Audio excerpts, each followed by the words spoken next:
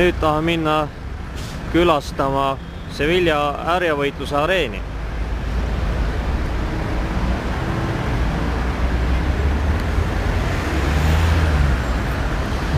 Suur areen on, peaks mahutama üle 10 000 inimese siin.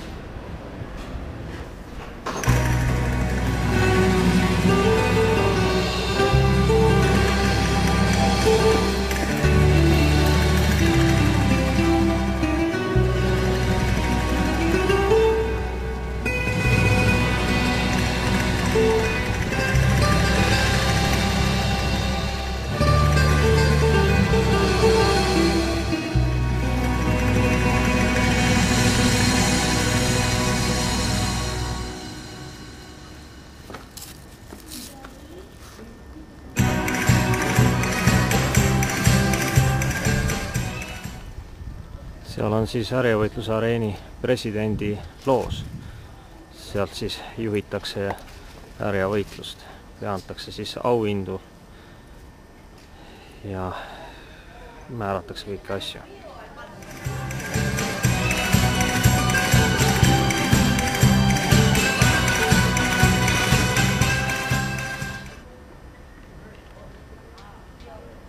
No, praegult just giid ütles, et 14 000 inimest mahub siia areenile. Pidi olema siis vana 240 aastat ja 3 härjavõitlejat on siis siin surma saanud. Siis siin on kiviistmed, igale inimesele on siis oma kohtnumbriga ära määratud. Kes pileti ostab, siis teab, kuhu istuma minna. Siit väravast siis lastakse härjad areenile.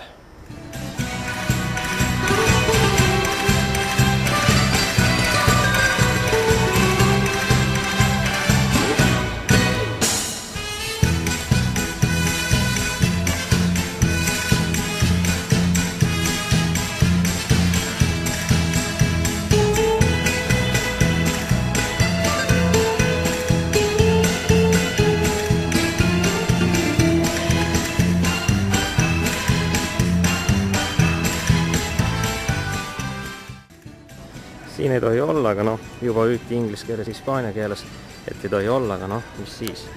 Võtan siit maast siis natukene liiva, härjavõitluse liiv.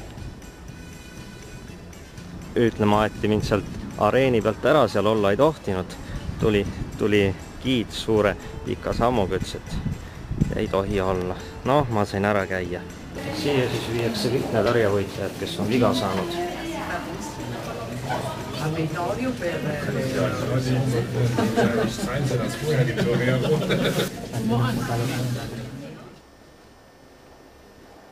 No siis siin on see muuseum, mis on siis härjavõitluse areeni sees või taga.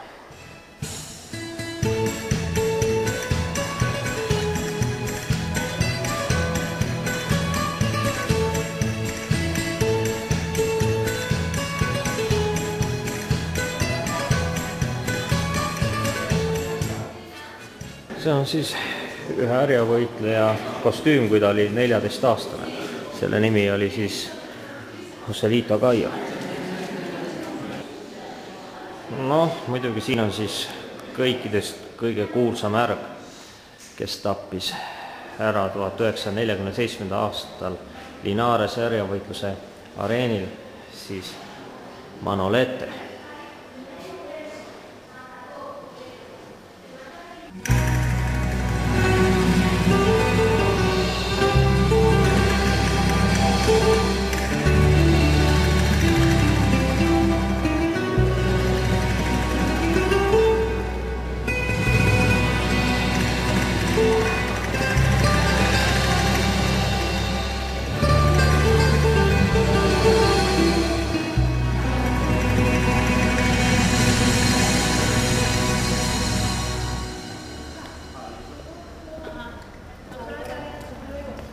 siin siis hoitakse hobuseid kinni, keda siis tarvitatakse härjavõitlusel.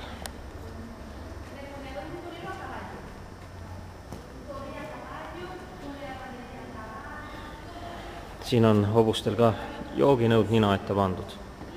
Nende hobustega siis veetakse surnud ärgi ära ja siis ratsameeste hobused, nende hobuste seljas siis torgitakse neid ärgasi.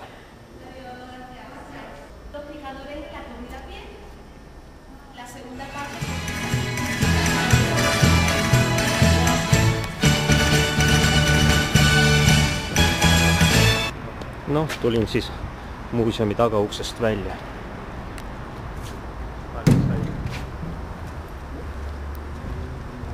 Uks pandi kinni ja tulevad teised turistid siis peauksest jälle sisse.